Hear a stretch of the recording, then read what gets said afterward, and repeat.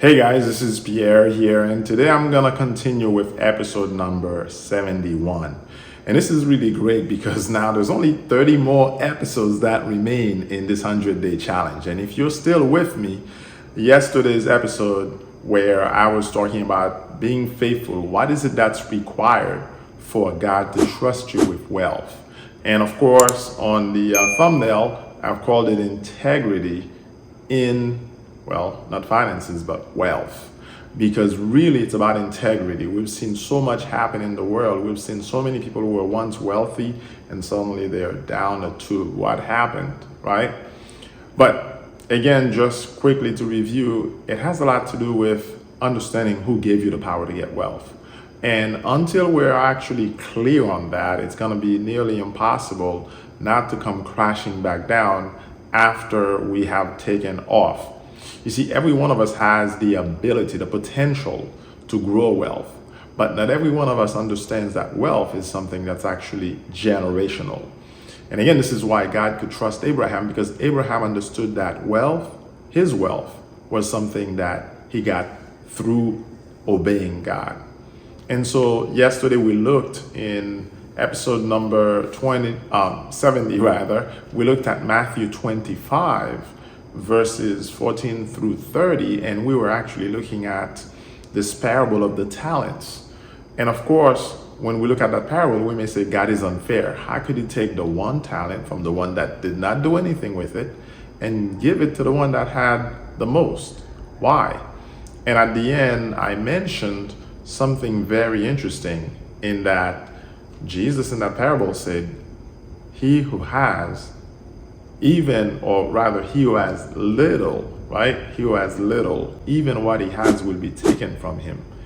And to him who has little, and we have to think of it as little understanding of the principles of how this kingdom works, if you don't make an effort to learn more about these principles, what you have will be taken from you. And it's not that God is going to take it from you. It's simply that you are going to consider it little and you're not going to put any value on it. And you see, this is why, again, the word tells us, he that is faithful in little, he that is faithful with little, think about it that way. If you are faithful with the smallest that you have, if you understand that a fragment has value, right, then you will be entrusted with much.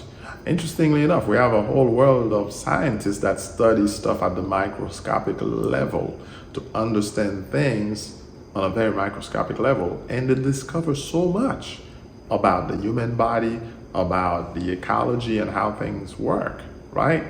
So it's important to be faithful in what seems little. But of course, we're talking about a principle here where even if you start with a small seed, think with me here, that seed can grow, and in that seed you don't know how many more seeds there are, how much fruit there is, how many more trees there are, one little seed. But this is part of the principle of the kingdom. You're gonna have to take a seed and learn to sow that seed. And this is really good because in 2 Corinthians 9, it talks about God gives seed to the sower and bread to the eater. And something very interesting at times, and we've all gone through this, if you find yourself in a situation where you don't have enough seed, it's because you've been eating your seed. Meaning you need to be able to sow. You need to make a decision to sow. And what I want to take you to in Isaiah, it says that the one who is willing and obedient will eat the good of the land. So there is this whole aspect of being willing. And this is why in that book of 2 Corinthians and also in Galatians, it says, God is not mocked. Whatever you sow, that you shall reap, right? But also it says to him who actually sows, you have to sow out of your own will without anybody forcing you to. And I think this is important because we think, well, this is something that's contrived, but it's not. It's something that you have to do of your own will. No one has to force you. No one has to push you. When you recognize that God gave his best in Jesus, and not only did he give his best in Jesus to come to the earth, Jesus could have shown up on the earth and said, look, I'm the Son of God. You need to accept that. I've come to reconcile you to my Father. But that's not how he proceeded. He came and he died. He took our place in full obedience. What does that have to do with finances, you ask? Very simple. When you're talking about kingdom finances, it's about giving. This kingdom is all about giving, and in your giving, God promised he will return it to you. So I'm going to keep it at that for you today to really ask you, are you giving? And not simply giving expecting a return, but are you giving understanding that God automatically, he's the one that gives you the power to get wealth. If you have a land and you sow in that land, you must expect a return. And the kingdom works exactly the same way.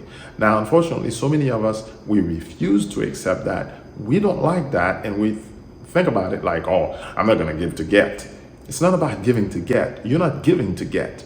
You're giving understanding there are principles that will work on your behalf, whether you give to get or not, because God put those principles to work. He said, as long as the earth remains, seed, time, and harvest will always be. So I'll leave it at that for today and simply tell you that integrity in wealth, that has a lot to do with your faithfulness with the little. Are you faithful in the little? That's the question for you today.